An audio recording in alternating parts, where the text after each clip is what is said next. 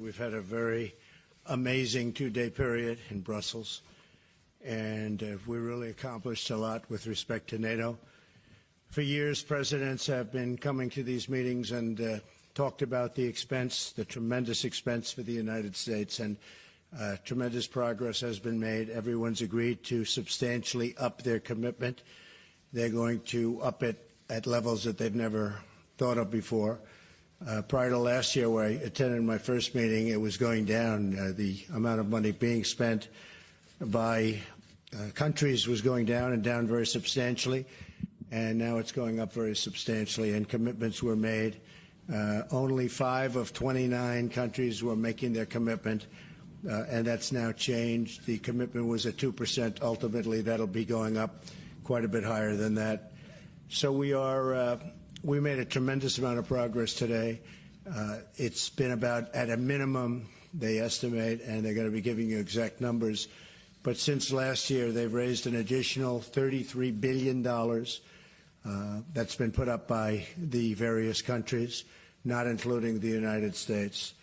And the United States' commitment to NATO is very strong, remains very strong, but primarily because everyone, the spirit they have, the amount of money they're willing to spend, the additional money that they will be putting up has been really, really amazing to see it. To see the level of spirit in that room is incredible.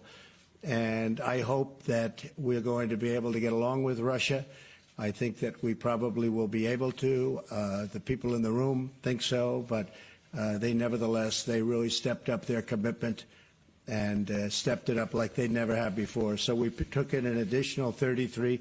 The number could actually be higher than 40 when they give you the final number. The Secretary General Stoltenberg will be giving those numbers sometime today, probably in his concluding press statement.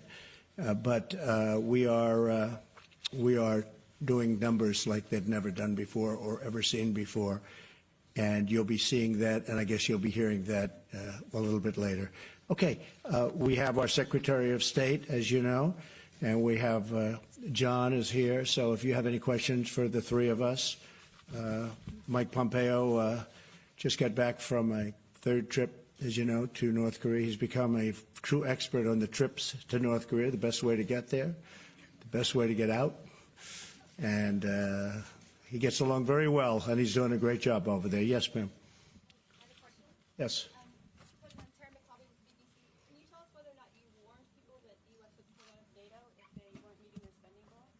I told people that I'd be very unhappy if they didn't up their commitments very substantially, because the United States has been paying a tremendous amount, probably 90% of the cost of NATO. And now people are going to start, and countries are going to start upping their commitments. So I let them know yesterday, actually. I was surprised that you didn't pick it up. It took till today. But yesterday, I let them know that I was extremely unhappy with what was happening. And they have substantially upped their commitment, yeah.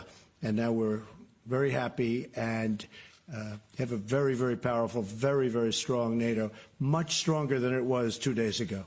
Yes, ma'am. Yes, hi, how are you? I know, you're very famous on television. Did you ever at any point say that the U.S., though, might stop engaging with NATO? And do you think that your rhetoric helps NATO cohesion, or are you worried that people might think that the U.S. is going to not be as committed to NATO? There are a lot of people who say they were worried and stressed by what you did yesterday. Well, they were probably worried because the United States was not being treated fairly, but now we are, because the commitment has been up so much. So now they are. And I was very firm yesterday. You have to understand, I know a lot of the people in the room. I was here last year. I let them know last year in a less firm manner, but pretty firm, and they raised an additional $33 billion, I think going to $40 billion, but it's $33 billion as of today. And then today and yesterday, I was probably a little bit more firm.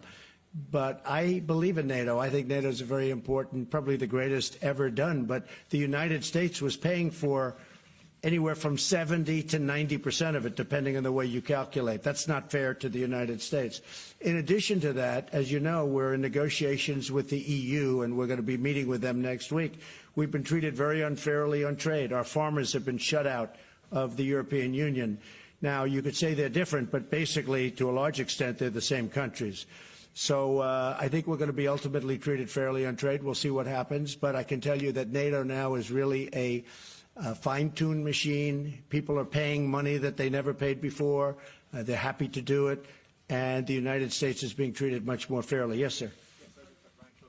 NewsHour. Did you win any concessions in your meeting and discussions with the German Chancellor when it comes to German defense spending and also this issue of purchasing energy from Russia? And secondly, what would you say to your critics that say by creating this scene here at NATO, you're only enabling President Putin in Russia to further disturb things in Ukraine and Georgia? Well, if you consider putting up tremendously the additional funds at a level that nobody's ever seen before, I don't think that's helping Russia.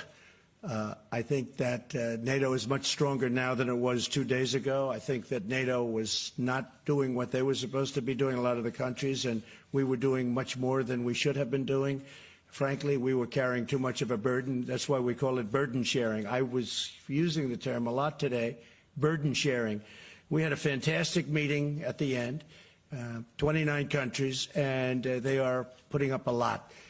Germany has increased very substantially their time period, and Germany's coming along, and we still have to figure out what's going on with the pipeline, because the pipeline is coming in from Russia, so we're going to have to figure that out. I brought it up. Nobody brought it up but me, and we all are talking about it now, and actually I think the world is talking about it now, maybe more than anything else, but we're going to figure that out. And frankly, maybe everybody's going to have a good relationship with Russia, so there'll be a lot less problem with the pipeline. But to me, that was a very major point of contention. We discussed it at length today. Germany has agreed to do a lot better than they were doing, and we're very happy with that. We had a very good relationship with Angela Merkel. Yes. Mr. President. Yeah, go ahead. Hi, thank you. Margaret Tallow from Bloomberg. Yes. After all these years, I know, Margaret. Go ahead. Thank you. Maybe I'm being dense here, but could you just clarify, are you still threatening to potentially pull the United States out of NATO for any reason, and do you believe you can do that without Congress's explicit support and approval? I think I probably can, but that's unnecessary, and the people have stepped up today like they've never stepped up before. And remember the word, $33 billion more they're paying. And you'll hear that from the Secretary General in a little while. He thanked me, actually. He actually thanked me. And everybody in the room thanked me. There's a great collegial spirit in that room that I don't think they've had in many years. They're very strong. So, yeah, very, very unified, very strong, no problem. Right? We're in NATO. No, okay. No problem. Mr. President, Jonathan Lemire with the Associated Press. Sure.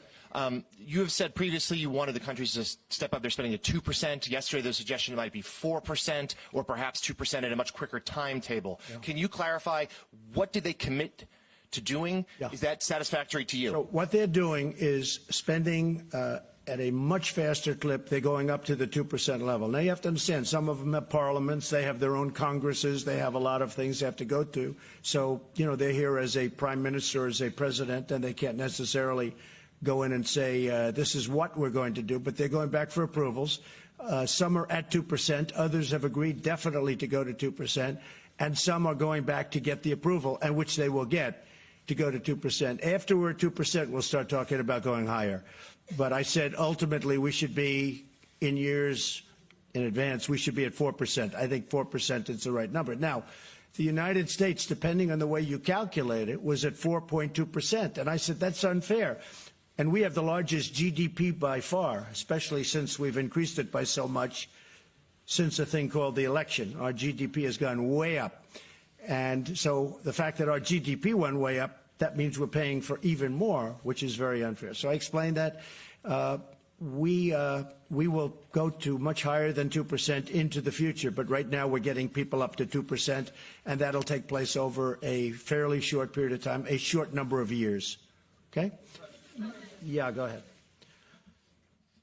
Hi, Tomislav Krasnec from Večernji List, Croatian daily newspaper. We understand your message. Congratulations, by the way. Thank you. Thank you.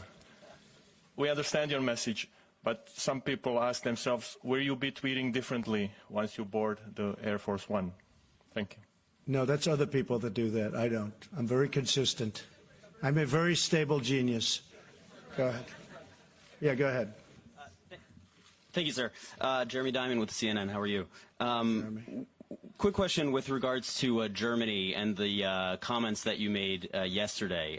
Do you feel like, given the threats that you made about potentially leaving NATO, about insulting Germany's sovereignty, it appears, by suggesting they are totally controlled by Russia, do you feel like that's an effective way to conduct diplomacy? And secondly, would you be able to be a little bit more specific about the commitments that you secured today with regards to increasing financial commitment? Is there an updated timeline? Are there specific countries you could cite? Because a majority of them are already planning to meet that 2% threshold by 2024? No, many of them. In fact, Germany was going to be in the year 2028 or 30.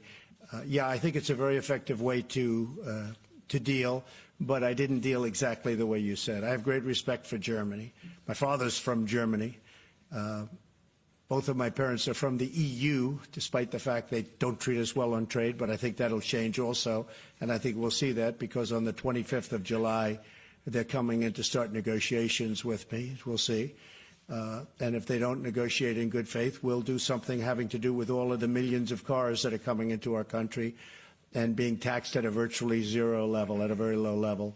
But, Jeremy, I think it's been a very effective way of negotiating, but I'm not negotiating. I just want fairness for the United States.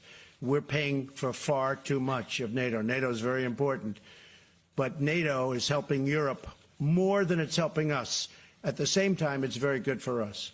So we have now got it to a point where people are paying a lot more money, and that's starting really last year. It really had, you were there last year.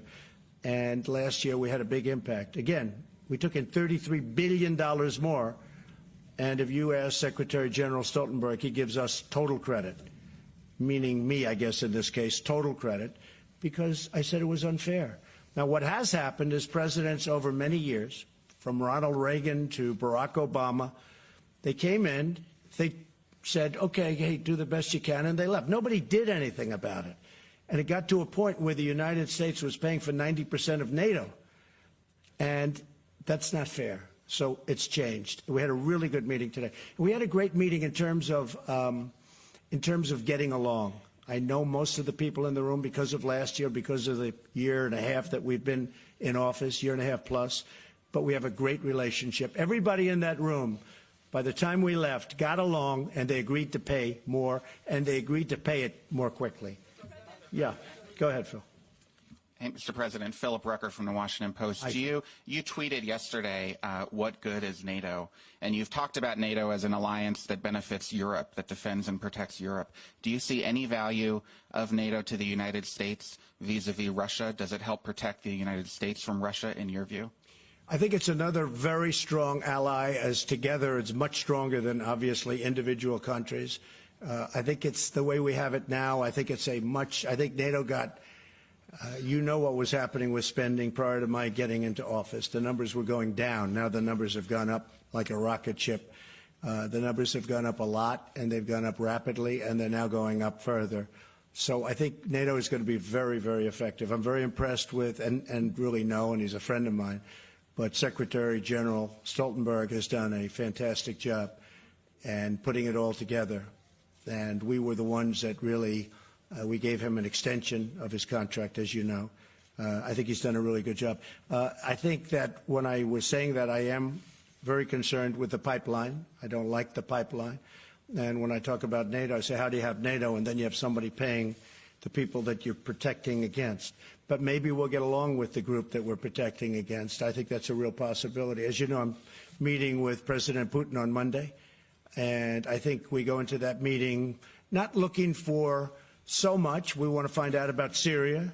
We will, of course, ask your favorite question about meddling. I will be asking that question again. But we'll also be talking about other things. We'll be talking about Ukraine. Ukraine was here today, by the way. And, you know, it's very interesting to hear what they had to say. So, excuse me? Well, he may. I mean, look, he may. You know, what am I going to do? He may deny it. I mean, it's one of those things. So all I can do is say, did you, and don't do it again. But he may deny. I mean, well, you'll be the first to know. Okay? Go ahead. Yeah. Yes, go ahead. President Robert Wall with the Wall Street Journal. Yes. If Hi, the Robert. Germans and the Canadians and others don't come up to 2%, what is your fallback position? How will you up the pressure to make them actually? Well, they will. They will. I have no doubt about it. They all made commitments, and they will be up to 2%. It'll be over a relatively short period of years. Okay? Thank you so much. Yes, go ahead. Georgian TV, Palestine News. Mr. President, what do you think today needs or not Georgia most support from NATO? And I want to ask about Georgia? They were here today represented. Yes, and will you talk about Georgia in a meeting with with President Putin?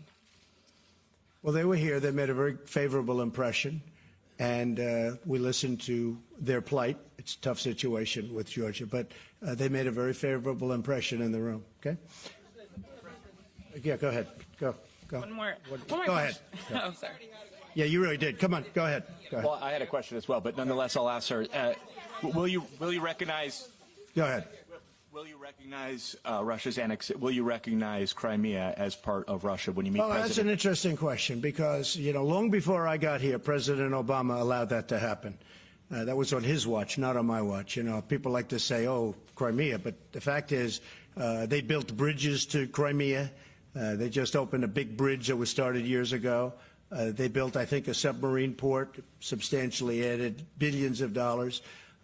So that was on Barack Obama's watch. That was not on Trump's watch. Would I have allowed it to happen? No, I would not have allowed it to happen. But he did allow it to happen. So that was his determination. What will happen with Crimea from this point on, that I can't tell you. But I'm not happy about Crimea. But again, that was Barack Obama's watch, not Trump's watch. Yeah, go ahead. Sure. Jeff Mason from Reuters, Sure. Mr. President. I know, Jeff. Regarding your summit with President Putin, will you be raising arms control issues? Would you like Yes. to extend New START, and will you raise concerns about violations of the INF Treaty? Yes. And as a follow-up to the NATO meeting today, will you suggest to him, or would you consider stopping military exercises in the Baltic states if that's something that he requests? Well, perhaps we'll talk about that. But I will say that we are going to be talking about those three issues and many more. We'll be talking about it, Jeff. Okay? Go ahead. Go ahead. Ivo Caizzi, Corriere della Sera. We are in the NATO headquarters that costed almost the double as planned before. I would like to know if you are planning to guarantee the taxpayers that the new money that is flowing into NATO will be spent in the best possible way, especially the money coming from countries that have several problems with the public finances. Well, the money will be spent properly. And one of the things that we have many wealthy countries with us today, but we have some that aren't so wealthy. And they did ask me if they could buy the military equipment and could I help them out? And we will help them out a little bit. We're not going to finance it for them, but we'll make sure that they're able to get payments and various other things so they can buy. Because the United States makes by far the best military equipment in the world, the best jets, the best missiles, the best guns, the best everything. We make by far. I mean, that's one thing. I guess I assumed it prior to taking office, but I really learned since being president, our equipment is so much better than anybody else's equipment. When you look at our companies, Lockheed and Boeing and Grumman, what the material, the equipment that we make is so far superior. Everybody wants to buy our equipment. In fact, it's a question, can they make it? Because they are doing very well. Can they make it for so many people? So we are helping some of those countries get online and buy the best equipment. Yeah, go ahead. Hi, I'm Kristen Brown with Fox News. On your upcoming summit with President Putin, did any of your allies here express any specific concerns or talk to you about any messages that they'd like you to take with you when you go to the summit? Yeah, just the opposite of concern. They actually, and they'll probably come out with a little bit of an edict, but they actually thanked me for meeting with President Putin. I look forward to the meeting. They thanked me. They thought it was a great thing that I was doing it, and they gave us our best wishes, or their best wishes. Now, with that being said, we'll see what happens. Just a loose meeting. It's not going to be big schedule. I don't think it should take a very long period of time, and we'll see where it leads. But it could lead to something very productive, and maybe it's not. But I think meeting with people is great. We had a great meeting with Chairman Kim, and I'll tell you, Mike Pompeo did a fantastic job. I might ask you to say a few words, Mike, while you're here. Just 1 second. Mike, go ahead. Thank you, Mr. President. So I did. I returned, actually came straight from North Korea with a couple of stops here to Brussels. We had a productive conversation. There remains a great deal of work to do, but I think most importantly, my counterpart Kim Young-chol made a commitment consistent with what President Trump was able to achieve with Chairman Kim, which was they intend to denuclearize, they're going to accomplish it, and now the task is to get it implemented. I think just to finish on that, you know, it's so important. That was an amazing, really an amazing meeting, I thought. And I really think that we established very good relationships. We'll see where it all lands, but there have been no missile tests. There have been no research. They have blown up a site. I hear they're blowing up another site, missile site. They've taken down all of the propaganda. In fact, somebody said there's no more music playing at the borderline. You know, the music was going on for many years. They said recently that, wow, there's no more of the heavy music and the propaganda. They've done a lot of things, and we got back our 3 hostages. So it's a good process. But the main thing is there have been no rocket launches. There have been no missile tests. There's been no nuclear tests, no explosions, no nothing for almost 9 months. Okay. Yeah, please. Sure. Ewan McCaskill from The Guardian. Your trip to the UK. There are lots of protests planned in London and elsewhere. How do you feel about that? I think it's fine. I mean, I think they like me a lot in the UK. I think they agree with me on immigration. I'm very strong on immigration. I made a point today. I said, you've got to stop. You're ruining you're going to have a lot of problems. You see what's going on throughout the world with immigration. I probably at least partially won an election because of immigration. If you look at Italy, Giuseppe, who I got to know quite well over the last month and a half, he won his election because of strong immigration policies on Italy. I think that a lot of the people in the UK, I think that's why Brexit happened. Now, I don't know what's going on with the negotiation, who knows, and I guess that's become a very interesting point of contention. I said I'm going to a few hot spots. We have NATO, then we have the UK, and then we have Putin. And I said, Putin may be the easiest of them all. You never know. But I'm going to a pretty hot spot right now, right, with a lot of resignations. But I will say that immigration is a very important thing. And I told them today the EU, the European Union, better be very careful because immigration is taking over Europe, and they better be very, very careful. And I said that loud and clear. Yes, go ahead. Go ahead. President Trump, Radu Tudor, Antena 3 Romania. What will you tell President Putin about this summit and about NATO? Well, I think he's going to see about this summit. This has turned out to be a very successful summit. This is, I think really that NATO is more put together right now, is more coordinated, and I think there's a better spirit for NATO right now than perhaps they've ever had. It's richer than it ever was. The commitments are made at a higher level than they've ever been made, and the money to be paid out faster, far faster. You know, the 2% was a range, a goal. It wasn't something that they were committed to. Now it's a commitment. There's a big difference, the 2% number. And that's why so many people weren't reaching it or hitting it. It was just sort of like this amorphous number out there. Now it's a commitment, a real commitment. I think he's going to see that there's great unity, great spirit, great esprit de corps. And I think we're going to have a good meeting. Regardless of that, I think we're going to have a good meeting. But this was a fantastic 2 days. This was a really fantastic. It all came together at the end. And yes, it was a little tough for a little while, but ultimately, you can ask anybody at that meeting.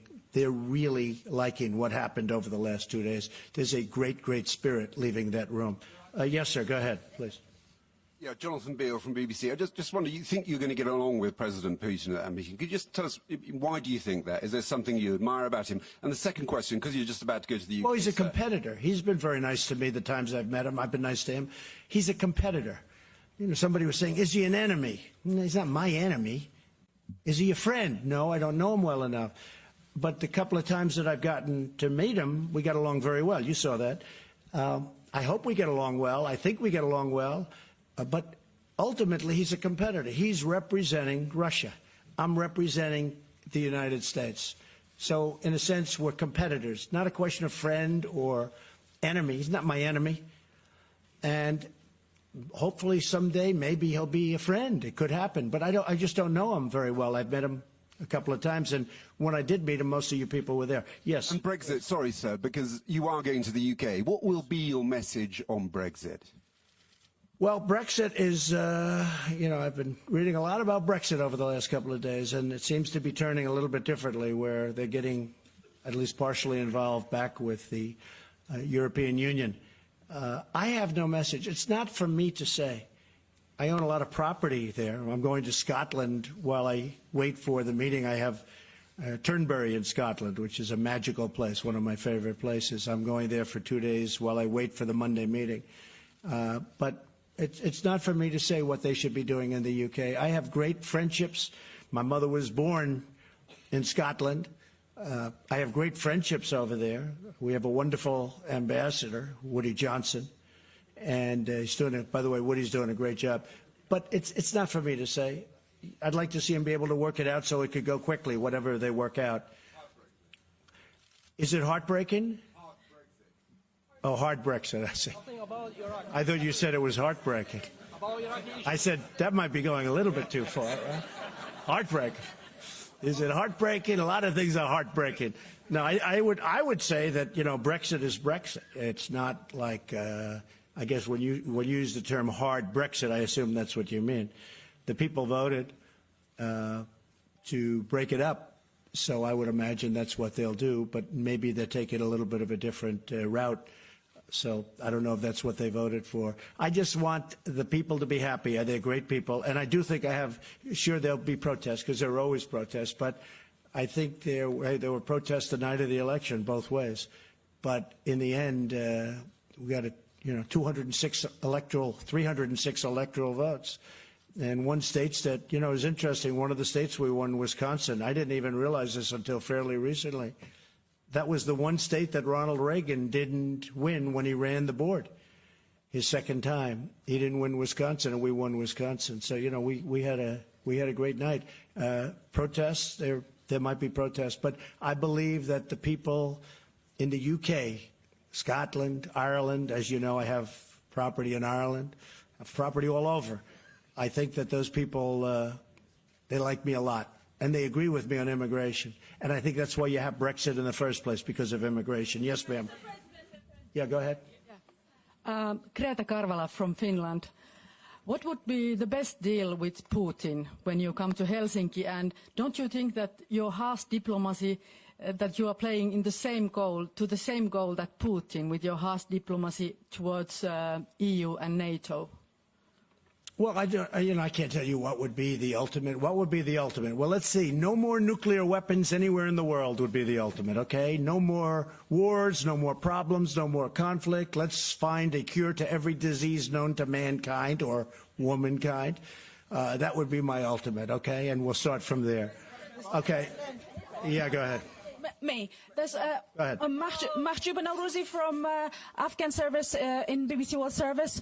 So I would like to ask you, Mr. President, that Afghan president is going to be here. He's here right now. He's here. And are you going to meet him? And what have you got to say to him? And when the war is going to end in Afghanistan, because people are fed up now and they want to know. I agree with that. I very much agree. It's been going on for a long time. We've made a lot of progress, but it's been going on for a long time. We've made a lot of progress in Afghanistan, I will say. Yes, your president is here right now. In fact, he's in the room. When I'm finished with this, I'm going right back into that room.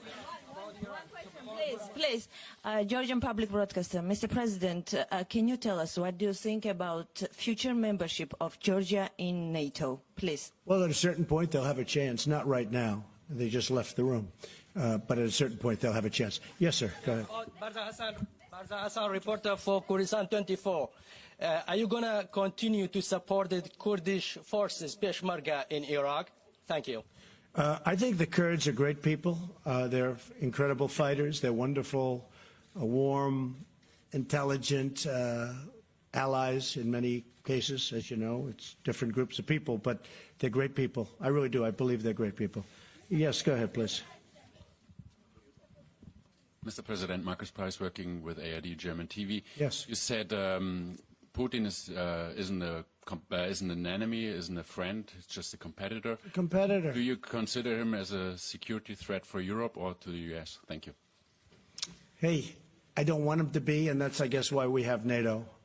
And that's why we have a United States that just had the largest military budget ever, $700 billion approved, $716 billion next year.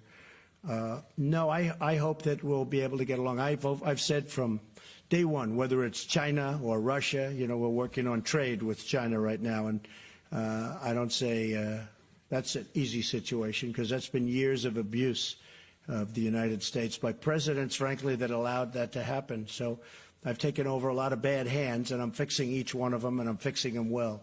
But China is going to be, I think, very successfully ultimately taken care of. I have a great respect for their president, as you know. President Xi spent 2 days there. It was among the most magical 2 days I've ever lived.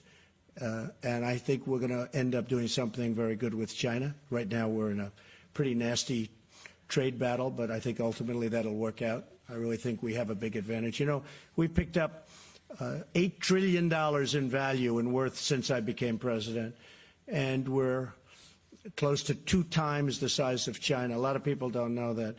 And, you know, we're going to negotiate a fair deal if that's possible. Okay.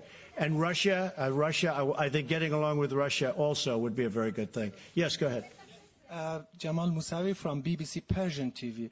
We have seen escalation of tension between you and the Iranians. What is your exit plan, Mr. President? I would say there might be an escalation between us and the Iranians. I agree with They are threatening. By the way, they're treating us with much more respect right now than they did in the past. And I know they're having a lot of problems and their economy is collapsing. But I will tell you this, at a certain point, they're going to call me and they're going to say, let's make a deal. And we'll make a deal. But they're feeling a lot of pain right now. Yes, go ahead. Go ahead. Go ahead. Go ahead. Mr. President, do we expect the rise of the Russian influence in Macedonia following the starting of the negotiation process like we've seen in Montenegro with alleged coup? And what will NATO and United States do to counter that Russian influence in the Western Balkans? We never talk about our future plans. Yes, go ahead, ma'am. Go ahead. Go ahead. Thank you very much, Mr. President. Thank you very much. My name is Ala Shali from Rodot TV from Kurdistan, Iraq. My question is about the government of Iraq. You know, after 2 months election, the government in Iraq has not been formed. What's the role from USA? And you want to talk about Syria with President Putin. Can I have any information about Kurds in Syria? Thank you very much. So I hope we get along well with Iraq. We've certainly spent a great fortune in Iraq and many, many lives, thousands and hundreds of thousands of lives, if you think, on both sides, which I always think about both sides, not just our side. And they had an election, and I hope we're going to be able to get along, and we'll see how that goes. We've already been talking to the people that won the election. I was not in favor of that war. I was very much against that war. I never thought it was a good thing, but that's another deck of cards that I inherited, and we'll do the best we can with it. I think the election was pretty conclusive, and again, we've spoken to them. We'll see what happens. Yes, sir, go ahead. Go ahead. To the next event, we have time for one more question. Good.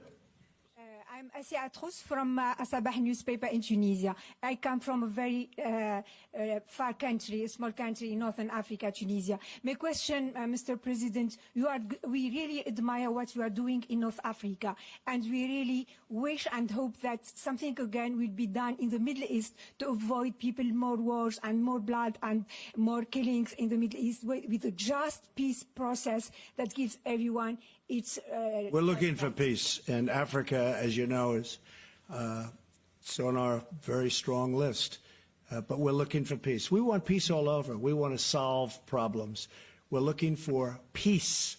Africa right now has got problems like few people would even understand. They have things going on there that nobody could believe in this room.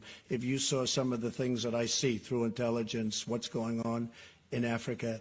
It is so sad and so vicious and violent, and we want peace. We want peace for Africa. We want peace all over the world. That's my number one goal, peace all over the world. And we're building up a tremendous military because I really believe through strength you get peace.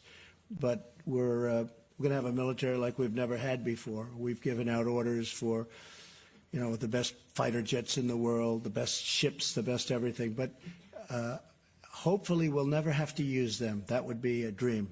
To buy the best stuff, to have the best stuff, to have the best equipment in the world, and to never have to use it would be a really great part of my dream. Thank you very much, everybody. Thank you. I'm going to be leaving in about a half an hour. Thank you. Ladies and gentlemen, please remain in your seats while the delegation departs.